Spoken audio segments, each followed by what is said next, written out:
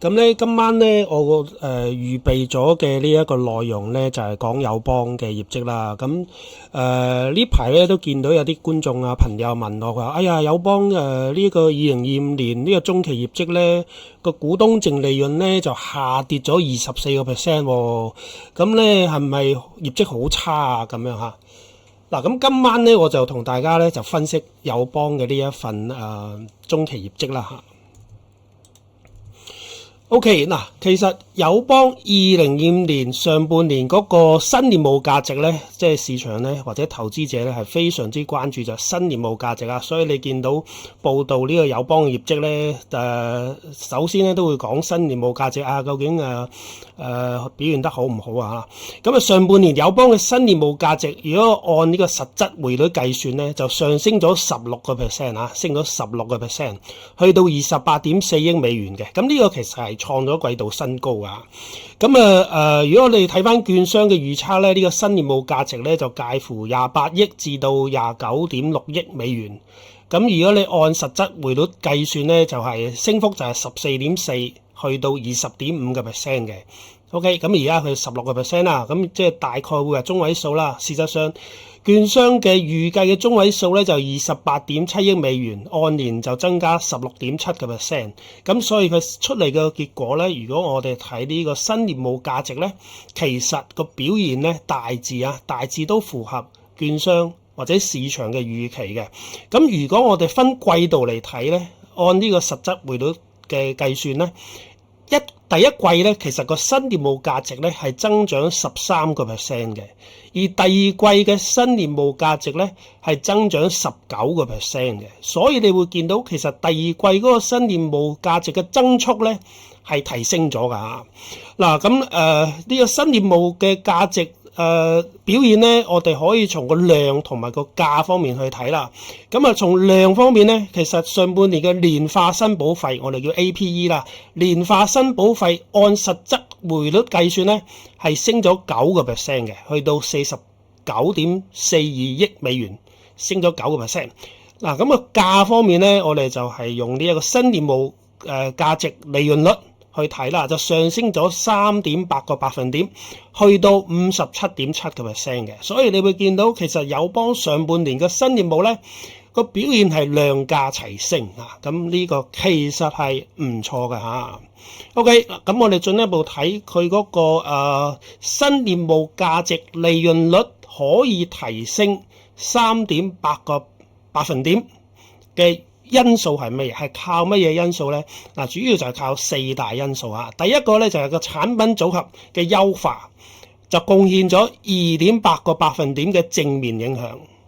第二個正面因素就係個業務嘅區域結構優化，就貢獻咗0.1個百分點嘅正面影響。第三個因素就係個銷售渠道嘅結構優化，就貢獻咗0.2個百分點嘅正面影響。第四個因素係精算假設調整，就貢獻咗0.7個百分點嘅正面影響。咁跟住就睇個稅後營運盈利就係36.1億美元，按實質匯率計算咧係升咗7%嘅嚇。咁喺後邊咧就會再進一步講嗰個稅後營運盈利啦嚇。嗱，咁跟住講啦，市場頭先講啦，好擔心嘅呢一個利潤表嘅利潤同埋呢個營運利潤，即係我一再強調，壽險股咧就唔好睇啊 ，no 啊，唔好睇會計準則之下嘅利潤表嘅淨利潤，而係要睇呢個叫做稅後嘅營運盈利。OK， 稅後嘅營運盈利先至係衡量壽險公司佢個營運嗰個盈利究竟表現好唔好嘅核心指標嚟嘅。咁2025年嘅上半年嗰個利潤表啊，即係用會計準則之下嘅利潤表計算出嚟嘅淨利潤，同埋稅後營運盈利嘅主要差異係乜嘢咧？嗱，主要差異咧有幾點啊。第一就係短期嘅投資波動對於淨利潤就帶嚟，即係講緊上半年啦，就帶嚟7.54億美元嘅不利影響啊！咁呢個主要係因為泰國嘅股市同埋泰國嘅利率變動帶嚟一個不利嘅影響啊。第二個因素就係屬於一啲歸類做不屬於不屬於日常營運嘅一次性重大項目，對淨利潤帶嚟3.56億元嘅不利影響。咁呢個主要係因為佢揸啲貨幣風險管理嘅衍生工具，按市價重估咧嘅公允值咧就有啲不利嘅變動啦。咁主要就係呢兩個原因導致到咧佢嗰個營運盈利同埋會計準則之下嘅利潤表嘅淨利潤之間嘅差異啊。咁如果我哋睇佢2025年上半年點解嗰個利潤表嘅股東淨利潤係跌咗24%，主要原因咧係有幾方面㗎。最主要原因係因為個保險合約財務開支淨額係大增咗51.5%。咁根據公司財報嘅解釋，呢個係受到分紅險產品嘅合約相關嘅一啲資產嘅公平值變動，尤其而且係負面嘅變動影響啊。咁不過咧，頭先都講過啦，其實友邦嘅盈利表現咧，我哋係要睇稅後嘅營運盈利嘅。咁每股嘅基本稅後營運盈利咧就33.94美仙，其實係升咗12%嘅。咁你會見到啦，友邦嗰個每股稅後營運盈利嘅呢一個升幅咧，其實個增速啊係高過去整體嗰個稅後盈利嘅增速㗎。咁呢個就係受惠咩咧？受惠個公司個股份回購啦。所以點解會美國公司咁中意股份回購咧？就係因為你股份回購咧，咁你會令到你嗰個發行股數咧就係收縮咗啊嘛。咁收縮咗，你係會，我之前都一再強調，從股東嘅立場咧，股東最關注嘅咧，最同自己利益相關咧，係每股嘅盈利 ，OK， 而唔係成間公司嘅整體盈利。成間公司嘅整體盈利固然係重要啦，但係如果你因為回購令到你嗰個發行股份嘅數目減少咗咧，咁其實係會強化或者叫加速咗你每股盈利個增速㗎。咁呢個事實上咧，友邦咧就因着佢之前有回購股份，就股東就受惠啦。佢每股嘅呢一個稅後營運盈利嘅增速咧，係高過整體嘅營運盈利嘅增速嘅嚇。咁你事實上佢每股呢一個稅後營運盈利增長12%咧，係高過公司嘅目標。公司目標係幾多咧？公司目標係每股稅後營運盈利複合年均增長率咧係9%去到11%，即係9%至11%係公司提出嘅目標。咁而家係增長12%啦，即係超過公司提出目標嘅上限。咁呢個係非常之唔錯啊！咁啊，主要就係得益於公司回購股份啦。OK， 咁啊，中期股息每股49港仙，都增加咗10%啊。嗱，不過要注意一樣嘢嚇，就直至到呢個2025年6月底咧，友邦嘅自由盈餘咧就係98.98億美元，即係差唔多99億美元啦。但係呢一個99億美元嘅自由盈餘咧，如果我哋同2024年底比較咧，嗱，2024年底咧係有125.54億美元嘅，其實係少咗26.6億美元㗎，即係少咗差唔多接近27億美元嘅。原因咧就係公司即係友邦啦，就派咗股息啦，同埋有做過股份回購啊，即係股息加股份回購咧，就向股東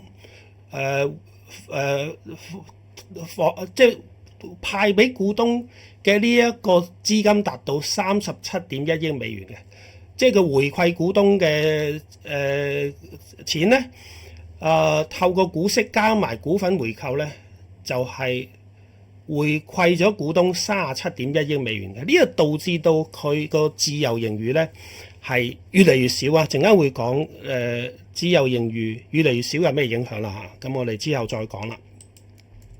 OK，咁啊講呢一個新業務價值啦嚇，即係市場係尤其是我哋投資呢一個壽險股嘅股東咧嘅投資者咧係非常之睇重嘅呢一個指標，就係個新業務價值，因為呢個會影響未來嘅盈利嚇。一陣間會當講到 CSM 嘅時候，會再進一步解釋啦。咁2025年上半年友邦嘅新業務價值咧，喺18個主要市場咧，有13個都有錄得正增長嚇，咁呢個其實都係唔錯嘅。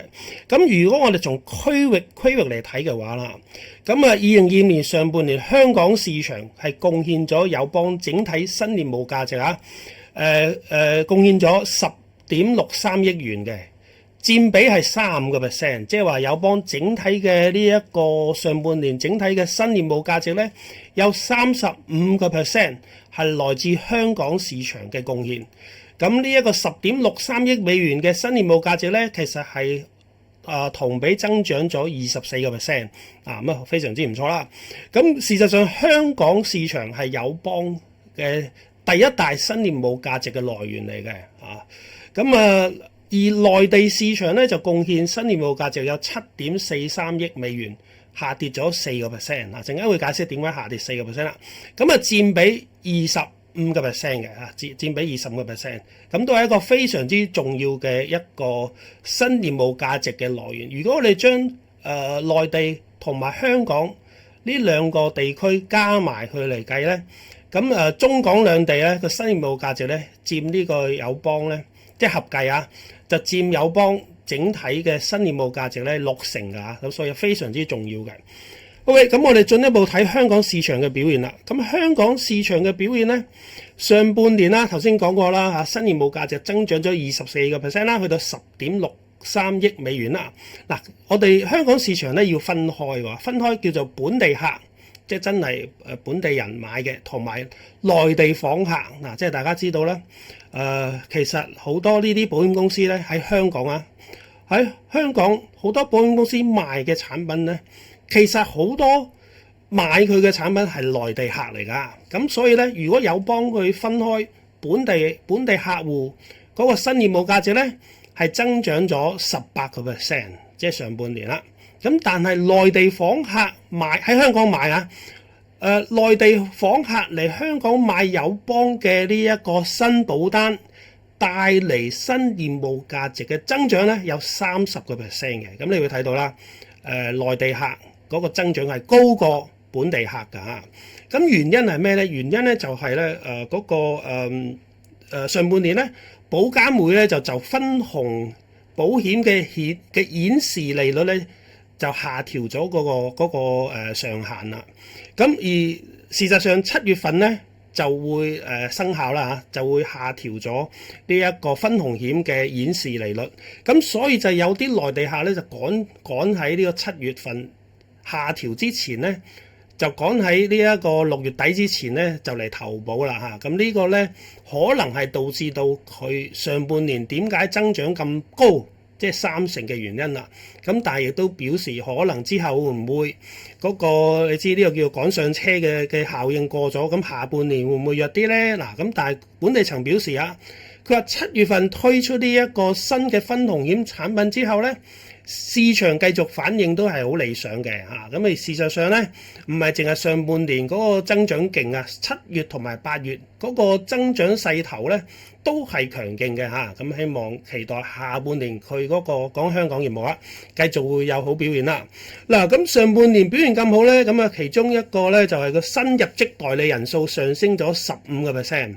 嗱，大家知道咧，如果你有研究內險內地平保又好，太保又好，新華又好啦，其實呢幾年唔係講緊今年，係講緊近呢幾年咧，內地嘅其中一個好明顯嘅趨勢就係嗰個代理人數咧係持續咁下跌嘅。代表乜嘢咧？代表個代理，即係講內地唔係講香港即係我乘機講翻內地同大家做一個比較。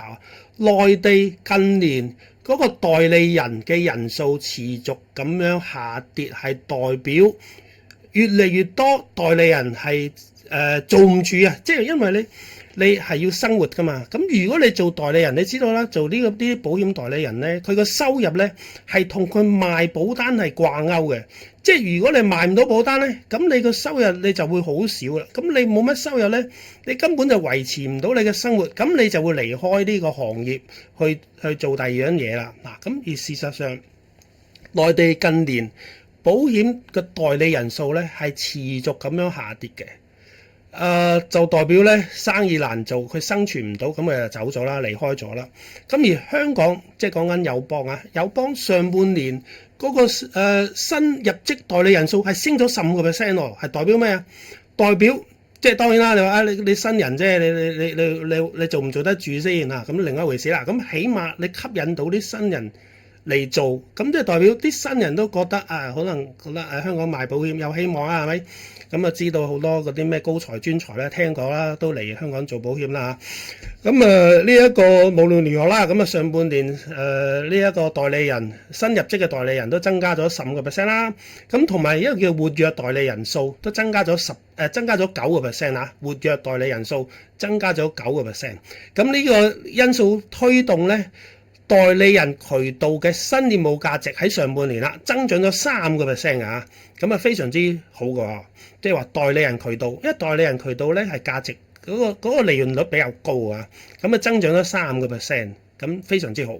咁另一個渠道咧就係一啲我哋叫做友邦叫做伙伴分銷渠道啦，即係包括佢同花旗銀行啊、同東亞銀行啊，即係同呢啲銀行合作嘅，形成佢所謂嘅叫做伙伴分銷渠道啦，都實現咗27% 嘅新業務價值增長啊！咁呢個咧就係香港上半年表現唔錯嘅原因啦。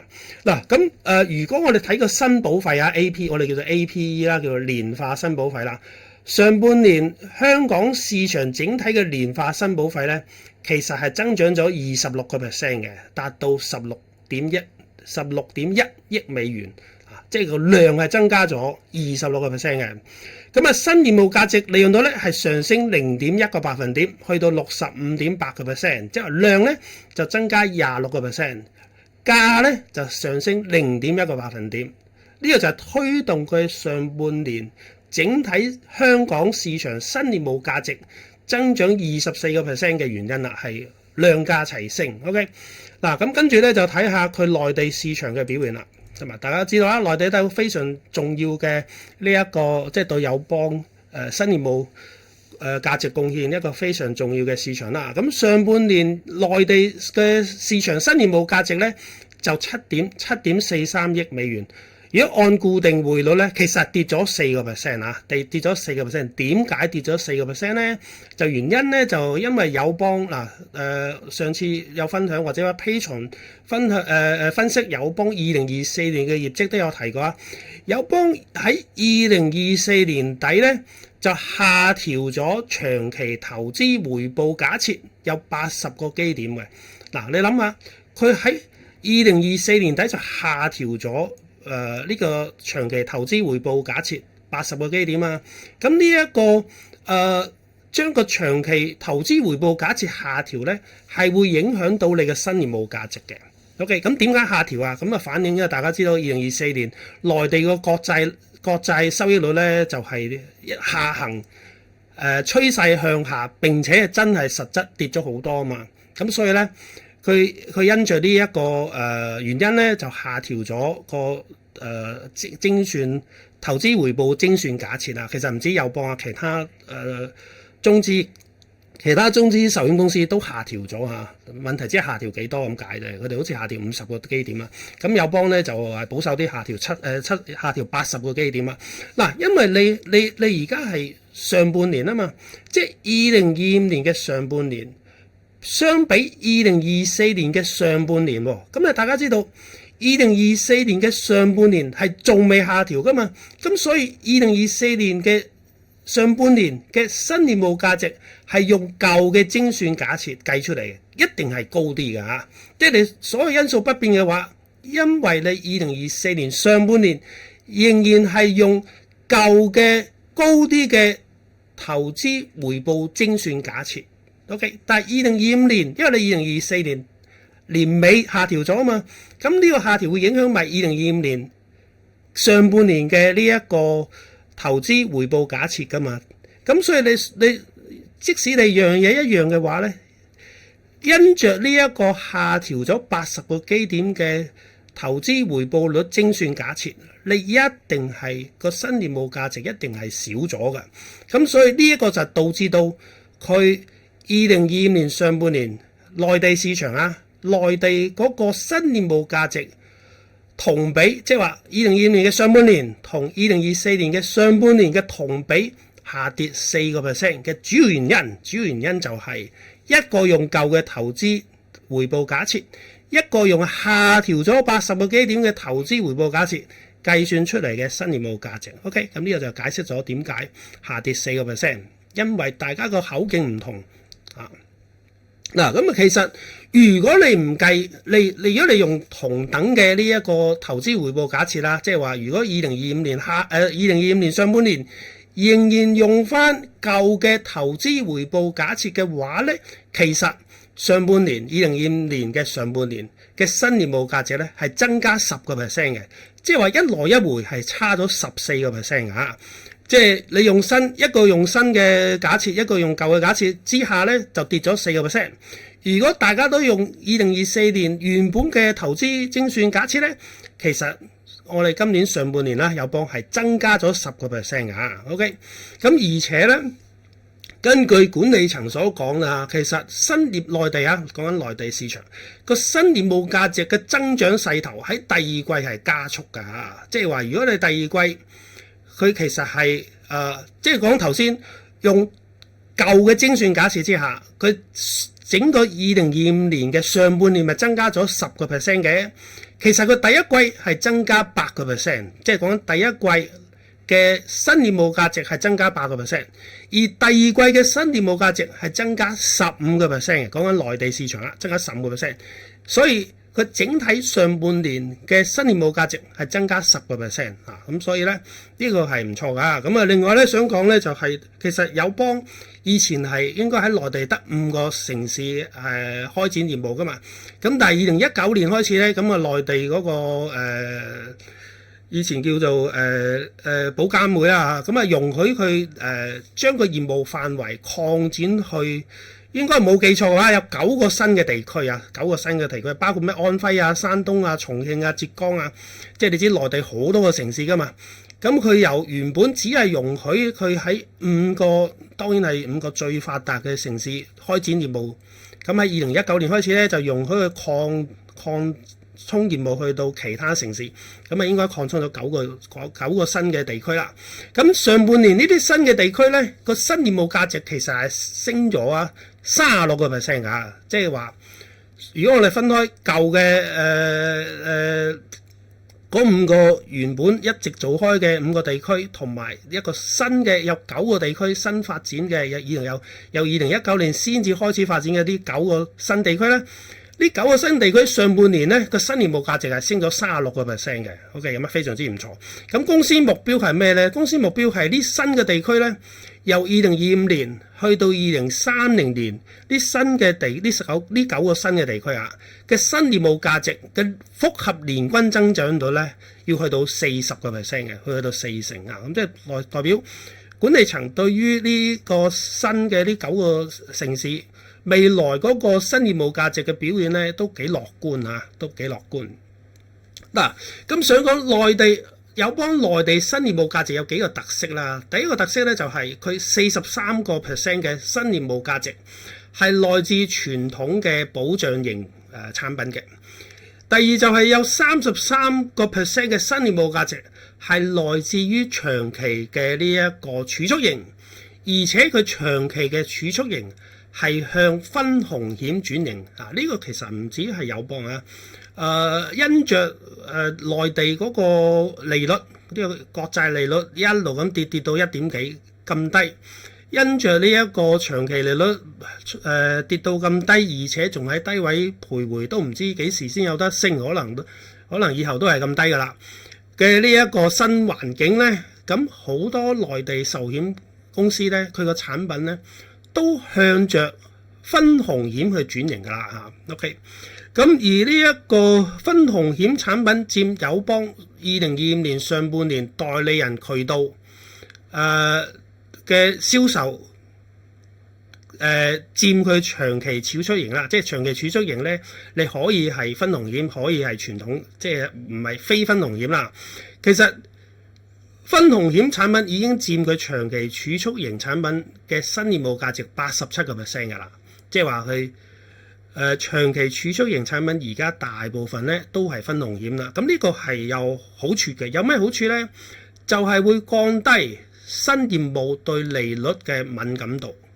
會降低咧佢新業務有利差損嘅風險一陣間都會講點解友邦同中資壽險股比較，點解成日話友邦係優秀過中資壽險股咧？呢個其中就係一個原因就係佢嗰個對呢個利率敏感度係比較低嘅，咁就冇咁容易受到低利率嘅影響咁呢個咧就係友邦嘅優點相對於中資壽險股嘅優點，因為事實上你睇內地嗰個利率嘅情況咧，因住個經濟弱啊嘛，咁望落去個長期國債利率咧都係維持喺低位㗎啦。咁呢一個對保險公司咧係比較不利如果你唔係向呢一個分紅險去轉型嘅話應對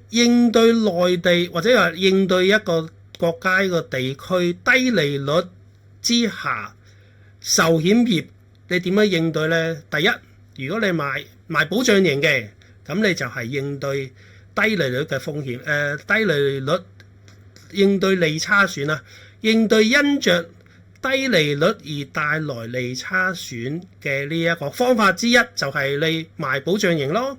咁你要賣儲蓄型唔係唔得嘅，你要賣長期嘅儲蓄型之餘，你係要賣分紅險嘅儲蓄，分紅險嘅長期儲蓄型，即係有兩種方法應對，即係兩種產品嘅呢一個方向嚟應對呢個利差損。第一就係賣多啲保障型啦，咁但係保障型係比較難賣噶。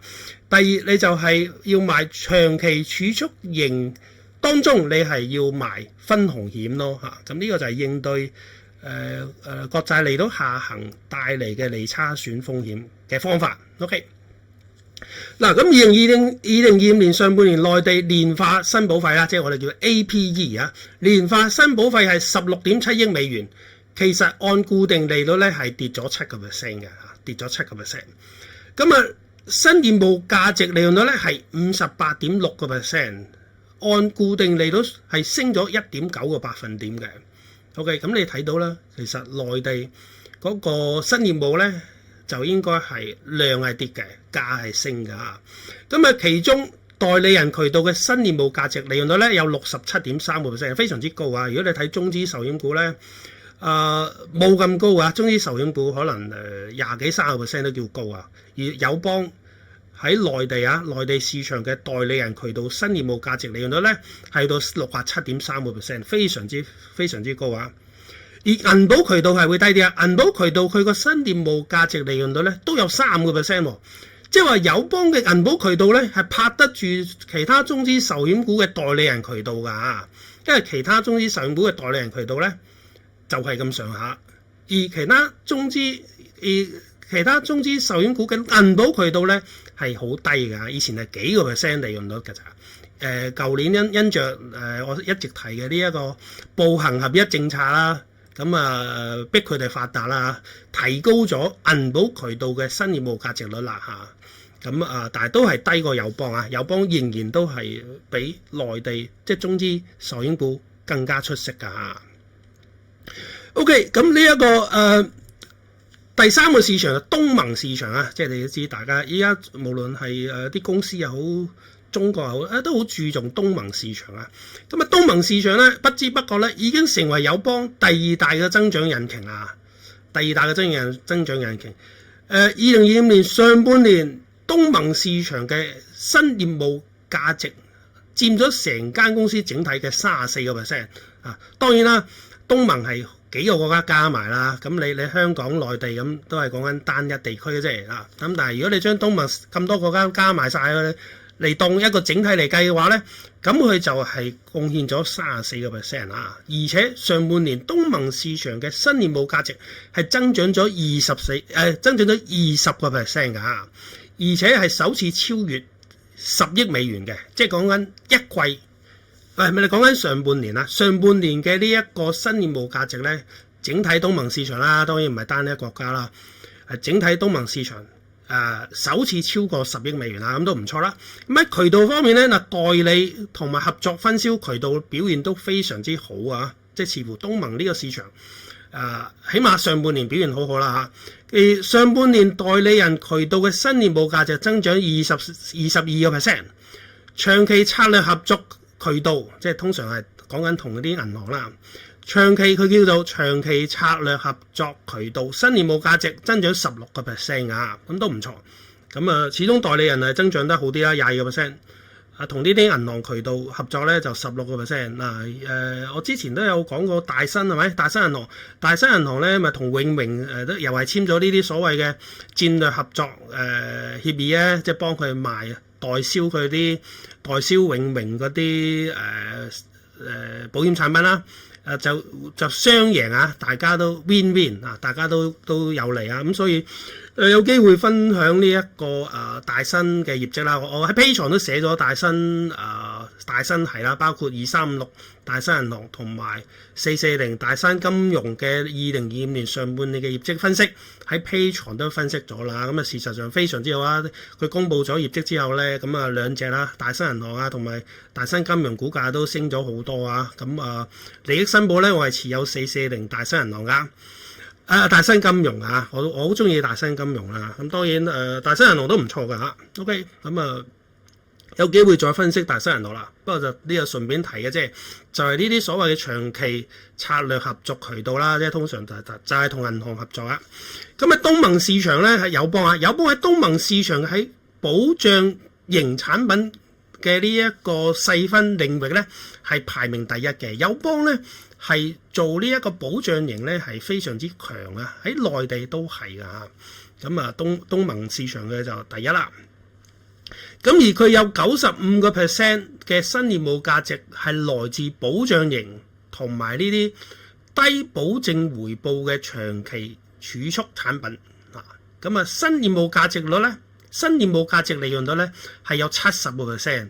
嗱，如果你熟悉或者你對得友邦業績多啊，同埋你又對得中資壽險股嘅業績多啊，你會發覺友邦同中資壽險股嘅一個好大嘅分別係乜嘢咧？就係第一，如果你純粹簡單從數字去睇啦，友邦嘅新業務價值率咧係高過中資壽險股非常非常非常之多嘅啊！友邦喐啲都60啊、70啊，而中資壽險股咧10啊、20啊、30啊已經30已經叫做非常之好噶啦。咁呢個就係好明顯嘅嚇。如果你係好熟悉呢一個中資壽險股同埋友邦嘅呢一個業績嘅話咧，第一個好明顯令到你覺得最大嘅差異就係新業務價值利潤率，友邦係超高啊！如果你同中資壽險股比較嘅話，第二就係咩咧？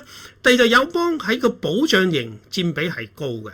OK， 中資壽險嘅保障型係低嘅。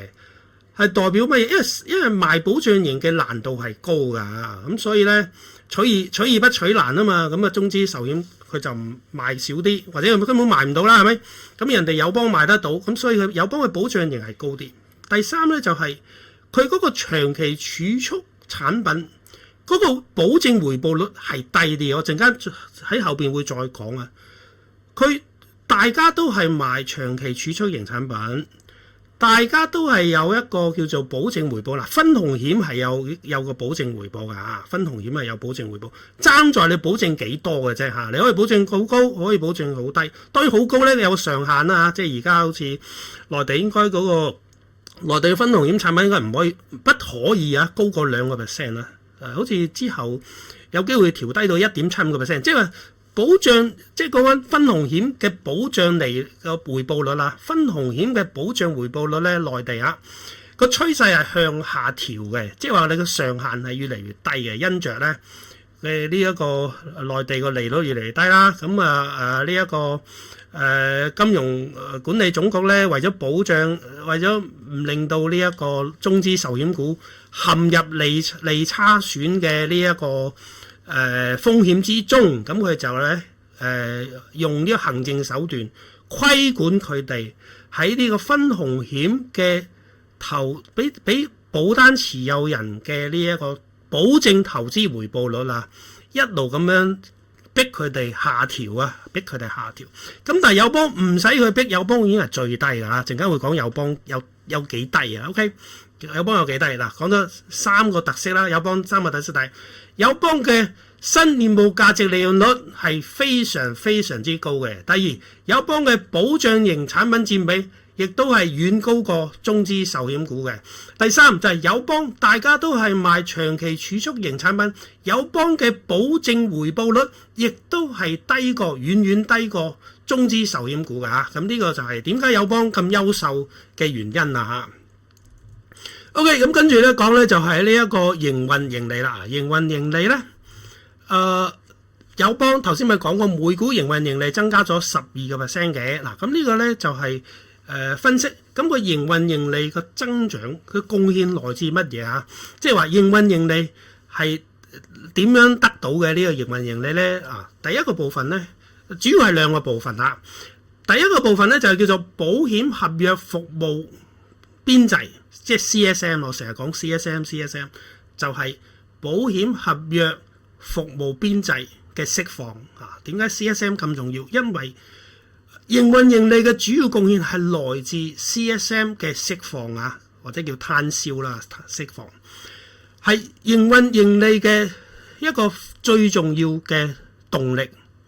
如果你 CSM 釋放有增長，咁你營運盈利有增長嘅機會就大啦。OK， 咁事實上2025年上半年，友邦嘅保險合約服務邊際，即係 CSM， 係釋放咗30.43億美元，係增長咗9%嘅。如果你睇中資壽險股咧，好多時佢嘅 CSM 釋放咧係下跌㗎。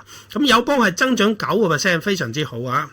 咁其實呢個 CSM 嘅釋放咧有一個叫做CSM 釋放率㗎嚇，或者中文叫做保險合約服務邊際釋放率。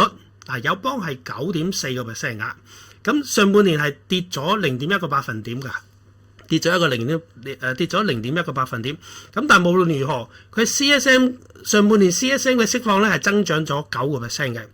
咁第二個部分去貢獻呢一個營運盈利嘅咧，就係來自呢個我哋叫做投資業績嚇。咁投資業績咧，我哋係講緊扣除開支之後嘅淨投資業績啊，或者叫做投資業績淨額，就15.36億美元，下跌咗7%嘅。OK， 下跌咗7%。原因係咩啊？原因就係因為之前咪講過友邦經常都回購嘅。嗱，友邦咧回購咧會導致有個回購唔係冇效果㗎，即係冇負面嘅效果㗎，係有負面嘅影響㗎。回購係會導致你嘅盈餘資產減少咗。嗱，你盈餘資產減少咗咧，係會令到呢一個投資業績淨額減少。第二就係利率啦嚇，內地利率低啊嘛，咁內地利率低咗啦，即係越嚟越低，就帶嚟4000萬美元嘅負面影響啊，負面影響。咁所以咧，呢一個壽險公司嘅營運盈利就係主要係有呢兩個部分啦，一個 CSM 嘅攤銷啦，一個就係投資業績嘅淨額啦。咁而上半年友邦呢一個營運盈利，亦都受到另一個因素影響嘅咧，就係我哋叫做營運差異嘅改善。咩叫營運差異咧？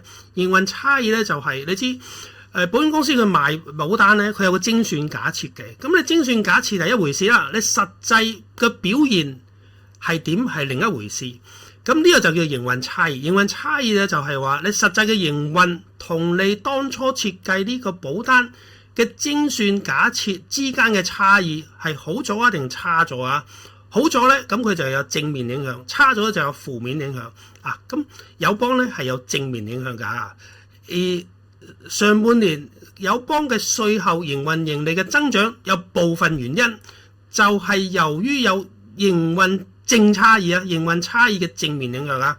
咁呢個包括咩咧？包括佢醫療健康險嘅賠付差異好咗啊，即係話你精算假設嘅賠付同你實際嘅賠付，即係講緊喺醫療健康險方面啦，實際嘅賠付係好過精算假設嘅，咁你好事啊。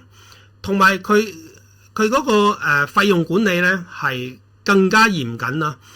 你費用管理嚴謹有好處咧，就係你有個營運槓桿啊，即係話你賣咁多保單賺咁多錢，如果你嘅管理嗰個費用管理得好，咁你用少啲成本，你得到同樣嘅呢一個營運盈利出嚟，咁你個槓桿咪大咗咯？呢個叫營運槓桿啦。咁即係無論如何，上半年友邦因着營運差異，而且係正面嘅差異，同埋佢費用管理帶嚟嘅營運槓桿，咁都係導致到佢上半年稅後盈利增長嘅因素嚟㗎。OK， 嗱咁跟住講 CSM 啦，非常之重要，就係佢 CSM 嘅儲備或者叫做保險合約服務邊際嘅儲備，因為呢一個係影響到未來友邦營運盈利嘅究竟有冇增長嘅保障啦。咁因為呢一個保險合約服務邊際即係 CSM 係營運盈利最重要嘅來源。咁如果你個 CSM 儲備或者保險合約服務邊際儲備係越嚟越多嘅話咧，咁咪代表你未來嘅盈利咧係有保障就多咗啦。呢個保險合約服務邊際 CSM 儲備就好似一個水池咁啊！佢呢個水池，呢個 CSM 水池入邊就裝住 CSM。OK， 簡單啲嚟講啦，入邊就裝住 CSM。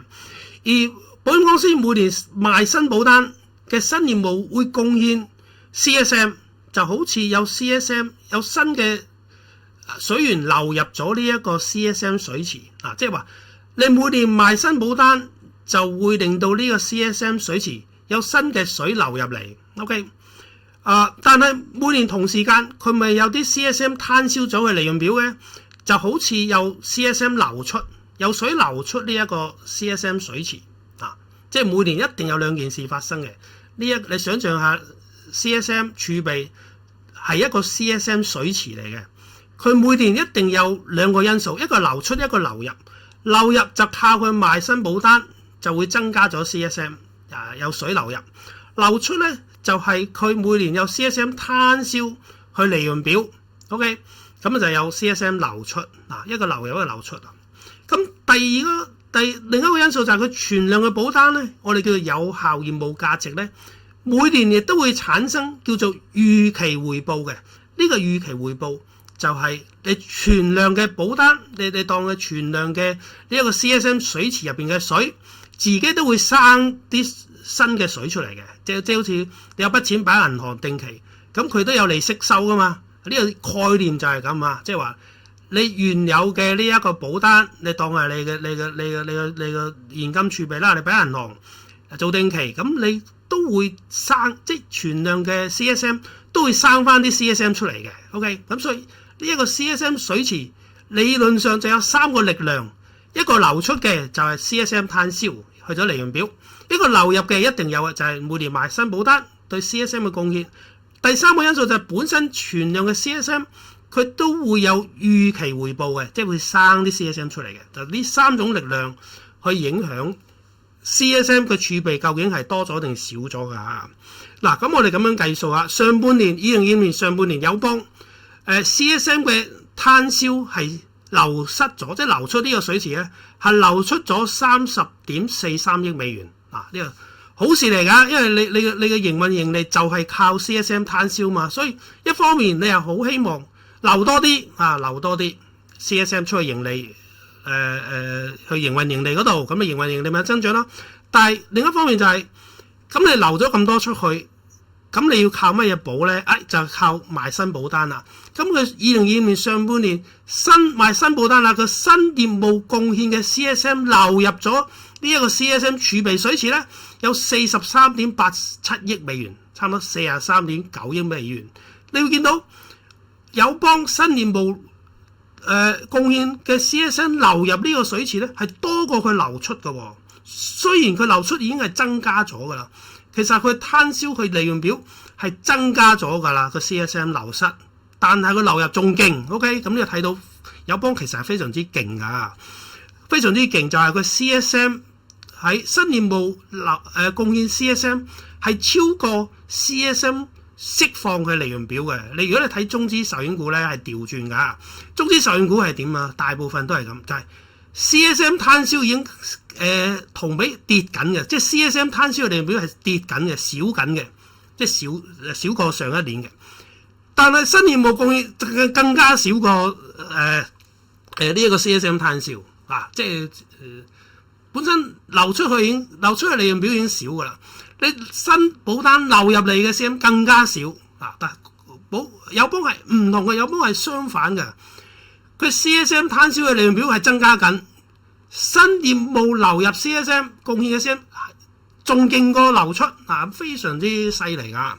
咁你睇到啦，另外一個因素咧就係嗰個存量嘅保單啊，即係頭先個預期回報貢獻 CSM 增加咗14.7%，增加咗14.7億美元啊。OK， 所以三個因素加埋咧，友邦喺2025年6月底，友邦嘅 CSM 儲備啊，即係保險合約服務邊際儲備係達到613.8億美元，係增長咗10.3%㗎。而2024年上半年係點樣？係增長9.1%，即係話咧，佢真係非常之勁嘅。如果你懂得睇友邦嘅業績嘅話咧，喺呢個新業務嘅表現咧，友邦係非常非常之勁㗎。佢係個增速係增加緊嘅，係代表咩？代表未來友邦嘅營運盈利咧嘅增長咧係非常之有保障嘅。OK， 即係你可以預期未來友邦個營運盈利增長咧係唔會差㗎，唔會差。咁啊，最後講個總結啦，總結啦。總結咧就友邦其實2025年中期業績咧係符合預期啊，即係我哋冇人會睇嗰啲咩盈利下跌24%啊，嗰啲利潤表嘅盈利咧唔應該睇噶，即係壽險股係唔睇利潤表嘅盈利，係睇稅後營運盈利啊，係有增長啊，每股增長咗12%噶，唔錯噶，咁呢個係符合預期噶。咁啊，值得注意咧，就友邦咧就冇公布新一輪嘅回購計劃㗎，冇公布。當然佢話通常咧，我哋公布回購計劃咧係4月份嗰陣時嘅 ，OK。咁但係冇聯絡，佢都冇公布啦嚇。咁啊，到出年4月份會唔會有就另一回事啦。起碼佢今次冇公布啦。咁咧就係我咧本身係有啲擔心啊，友邦嘅自由盈餘咧已經跌到98.98，即係你當99億美元㗎啦嚇。咁你會，如果你有睇友邦自由盈餘咧，你睇到佢係持續咁樣減少緊噶，持續跌緊噶。咁呢個係會影響佢回購嘅能力啊！即使啊，我講即使友邦未來再公布新一輪嘅回購計劃，我覺得佢規模咧一定係會少過噶，即係會少過以前噶，好大概率啦，即係唔好講一定啦，即係好大機會係會少噶，甚至可能冇再公布都唔定噶，因為佢個自由盈餘咧而家已經跌穿100億美元噶啦嚇。咁嗱，友邦嘅估值會點咧？有兩個方法去估值啦嚇。咁啊講友邦，因為咧佢個盈利好穩定啦，所以可以用 P/E 去估值噶。咁友邦現價就72個8毫半講完啦。咁我假設啦，因為見到有啲我哋假設啦，因為佢上半年每股稅後盈利增長12%啦。咁如果你假設全年都係增長12%，咁佢嗰個每股稅後嘅營運盈利咧就係66.86美仙。咁樣計落去咧，咁即係話2025年呢一個，如果我哋按營運盈利去計算啦，個 P 就14倍㗎嚇，咁啊 PEG 咧就係1.17，因為佢因為佢營運盈利淨係增長12% 啊嘛。咁如果你 P/E 14倍咁 P/E 咪 1.17 咯，係咪？嗱咁相比之下啦，我覺得中國財險啦2328，我非常之中意嘅2328啦。預期2025年 P/E 就10.4倍 ，P/E 之0.94倍。咁點解友邦要同中國財險啊？中國財險係財險嚟噶嘛，咁友邦係壽險啦。咁因為咧兩隻都好優秀啊，個盈利都好穩定，所以你可以當兩隻都係金融消費股啊。咁所以咧咁樣比一比較咧，咁啊財險就估值低過友邦啦嚇。咁當然唔係 Sally 一樣橙對橙嘅比較啦。咁啊講開財險咧，咁啊順便講啦，其實我喺舊年都為呢一個中資保險股作出一啲我嘅判斷啦。我判斷係咩咧？就係可以總結幾句啦。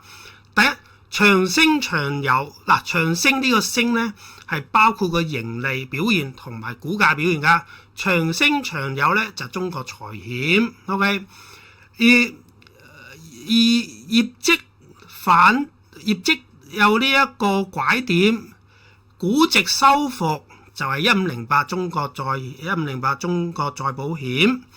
而對股市彈性最大就係1336新華保險，咁所以呢個就有個舊年對今年中資保險股嘅判斷啦，就係長升長有2328，業績出現拐點，估值收復就係1508，股市彈性就係1336啊，即係咁呢個就係我舊年對今年嘅判斷啦。OK， 咁再講最後咧，就另一個估值方法就係 P/E 啦。當然啦，中資保險股咧就不適用啊。如果你見到有人用 P/E 嚟為中資壽險股估值嘅話咧，咁呢個係唔合格㗎。